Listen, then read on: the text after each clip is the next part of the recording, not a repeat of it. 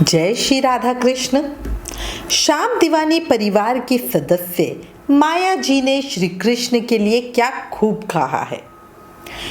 ख्वाहिशें मेरी भी हद से ज़्यादा है वृंदावन आने की।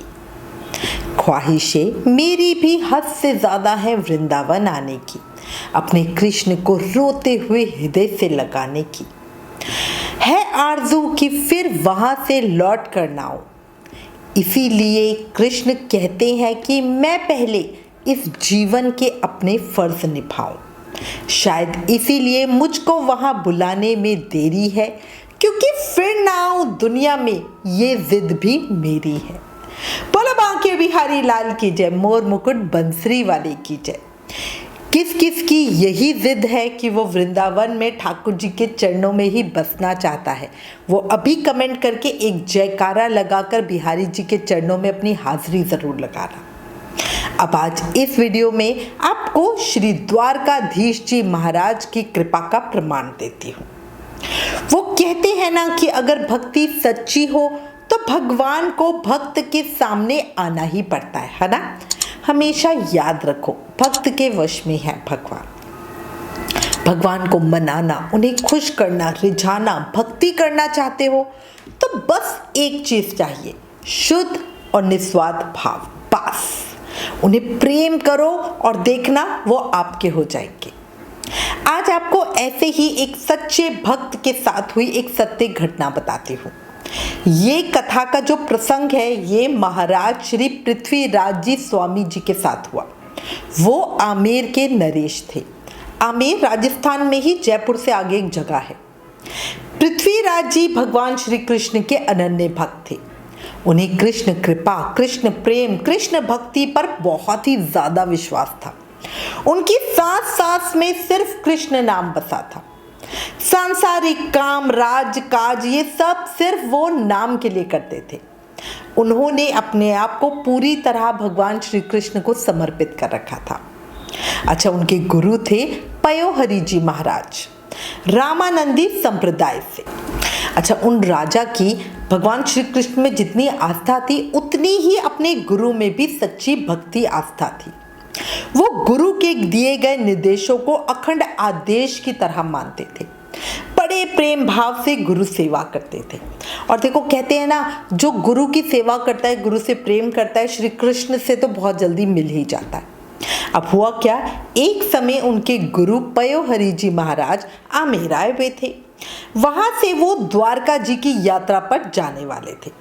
अब जब राजा ने गुरु की यात्रा के बारे में सुना तो उसकी बड़ी ही इच्छा हुई कि वो भी गुरु जी के साथ ही द्वारका की यात्रा के लिए चला जाए और भगवान श्री कृष्ण के दर्शन करे, पवित्र पावन गोमती संगम में स्नान करे।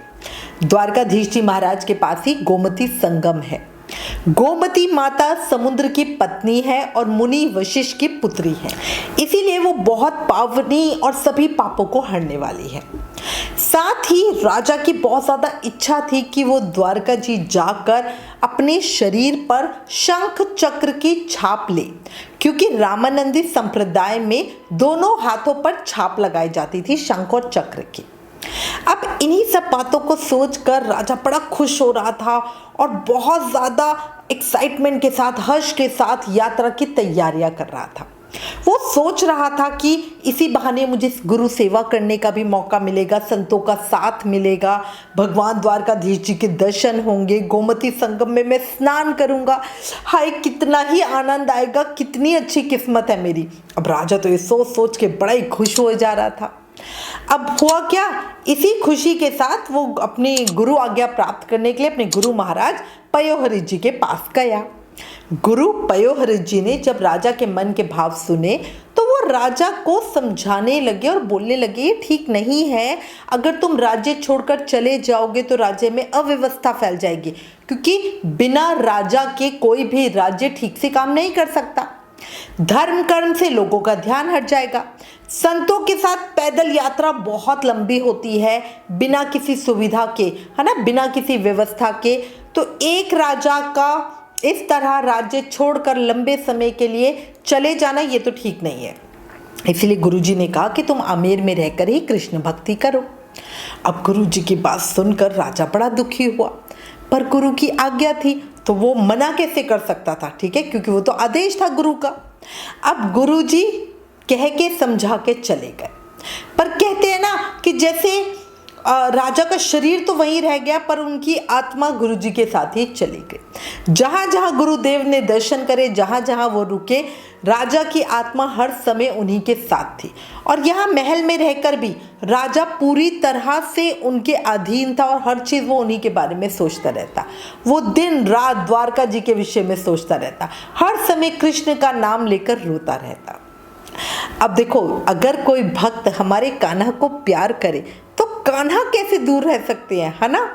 तो एक रात क्या हुआ, जब राजा सोए हुए थे तब राजा को ऐसा लगा कि अचानक से कमरे में बहुत तेज प्रकाश हो गया है। अब राजा उठे और उन्होंने देखा भगवान श्री द्वारकाधीश जी स्वयं उनके सामने खड़े हुए हैं। अब ये देखकर राजा तो बिल्कुल एकदम शॉक्ड हो गया। राजा श्री पृथ्वीराज जी ने द्वारकाधीश जी की परिक्रमा की और उन्हें दंडवत प्रणाम किया। अब इसके बाद भगवान ने कहा कि तुम अब गोमती संगम में डुबकी लगाओ। अब राजा एकदम भगवान को देख रहा और बोल रहा है गोमती संगम। और राजा जैसे ही पलटा तो उसने देखा उसके कमरे पर उसने देखा कि उसके कमरे में कल कल करती हुई गोमती नदी बह रही है और वो गोमती तट पर खड़ा हुआ है। अब राजा इतना खुश था, उसने गोमती में डुबकी लगाई। अब ये सब तो उसके सपने में हो रहा था। उधर बाहर एक्चुअल दुनिया में जब राजा सुबह महल से बाहर नहीं निकला, अपने कमरे से बाहर नहीं निकला, तो सब बड़े हैरान थे कि भाई आज राजा को इतनी लेट कैसे हो गया। तो जो उनकी रानी थी वो उनके शयन कक्ष में पहुंची तो रानी ने देखा कि राजा सोए हुए हैं, पर उनका पूरा शरीर भीगा हुआ था, बिल्कुल पानी में तर था। रानी ने देखा कि राजा के बाजू पे शंख और चक्र के निशान उभरे हुए हैं। अब रानी ने ये देखकर रानी भी बड़ी हैरान हो गई। उसने राजा को जगाया तो राजा एकदम बड़े झटके से उठा और इस सब चमत्कार को देखकर वो भी बहुत ज़्यादा हैरान था। राजा ने रानी को बताया कि रात को सपने में स्वयं द्वारकाधीश जी उसके पास आए थे और ये राजा को पता था कि वो सपना नहीं, सच में भगवान ने राजा को दर्शन और आशीर्वाद दिए थे। रानी ने कहा कि महाराज आप तो बहुत धन्य हो, बहुत धन्य। भगवान स्वयं आपकी इच्छा पूरी करने के लिए आए, क्योंकि राजा के मन की इच्छा तो यही थी ना कि वो द्वारकाधीश जी के दर्शन कर सके। राजा ने रानी को अपने भीगे हुए वस्त्रों से स्पर्श कराया, छींटे दी तो रानी भी धन्य हो गई। इसके बाद तो राजा पूरी तरह से कृष्ण भक्ति में लीन ही हो गया। बोलो द्वारकाधीश जी महाराज की जय, बोलो भक्त और भगवान की जय। देखा अपने भक्तों के लिए भगवान क्या क्या करते हैं, बस वो भाव, वो स्तर ऊंचा होना चाहिए। हर कोई देखो भक्त की श्रेणी में नहीं आता। हर कोई जो वृंदावन जाता है वो कहे कि भाई हम तो उच्च कोटि के भक्त हैं, नहीं। भक्त बनने के लिए, भगवान को अपना बनाने के लिए बहुत ज़्यादा ज़रूरी है कि आप पूरी तरह भगवान के श्री चरणों में अपने आप को, अपने शरीर को, आत्मा को, मन को, दिमाग को, सबको समर्पित कर दो। और जो समर्पण का भाव है ना वो भी बहुत उच्च कोटि का होना चाहिए। हम कह तो देते हैं कि हम कृष्ण को प्यार करते हैं, कृष्ण पे विश्वास करते हैं, कृष्ण के सामने हमने समर्पण कर रखा है, बट जब समय आता है ना तो पलट जाते हैं, बोलते नहीं ऐसा तो नहीं होगा, है ना। आज लोग जब भी व्रत करते हैं तो कहते हैं कि ये खा लो, क्या वो कर लें। मैं हमेशा सोचती हूँ कि ऐसा क्यों पूछ रहे हो। उनको ऐसा लगता है कि भगवान हमसे गुस्सा है, हमें सज़ा दे रहे हैं। उनके मन पे ऐसा भाव आता है कि मेरे साथ ये बुरा हुआ क्योंकि भगवान मेरे से गुस्सा है, मेरे साथ ये हुआ। अरे भाई, भगवान क्यों गुस्सा होंगे, आप खुद सोचो। कोई माता पिता अपने बच्चों से गुस्सा होता है, कभी उन्हें सज़ा देता है? समझने वाली चीज़ है, हमारे साथ जो कुछ भी बुरा होता है वो हमारे खुद के बुरे कर्मों की वजह से ही होता है, और जो कुछ भी अच्छा होता है वही भगवान की कृपा है। भगवान हमें अपनी तरफ बुलाते हैं और चाहते हैं कि हम उनके बन जाएं, उनके साथ हो जाएं। पर ये तभी संभव है जब कलयुग हमसे दूर होगा, हम कलयुग को छोड़ेंगे। अभी तो देखो लोग क्या करते हैं, वृंदावन जाते हैं और सोचते हैं जल्दी से दर्शन कर ले, फिर बढ़िया पेड़े खाएंगे, लस्सी पिएंगे, है ना।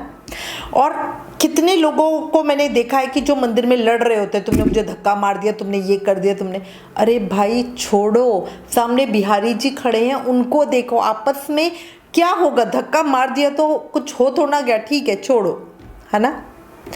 अपना भाव ऊंचा रखो और फिर देखना जीवन में आपको भी फर्क दिखेगा। अंत में मेरी एक बात सुनो, किस्मत में जिसके श्री कृष्ण हो उसे जिंदगी से क्या चाहिए, धड़कन में जिसके कृष्ण हो उसे दुनिया से क्या चाहिए। हम तो जीते हैं कृष्ण के गुणगान के लिए, वरना इन सांसों और शरीर से हमें क्या चाहिए। जय श्री राधा कृष्ण, बोलो बांके बिहारी लाल की जय।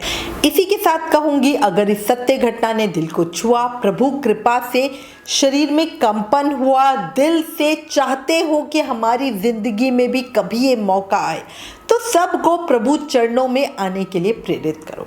इस वीडियो को ज़्यादा से ज़्यादा शेयर करो ताकि कोई नास्तिक भी आस्तिक बन जाए और प्रभु चरणों की शरण पा ले। आप हमारे साथ फेसबुक और इंस्टाग्राम पे भी ज़रूर जुड़ना। Please like, share and subscribe. Thank you. जय श्री राधा कृष्ण।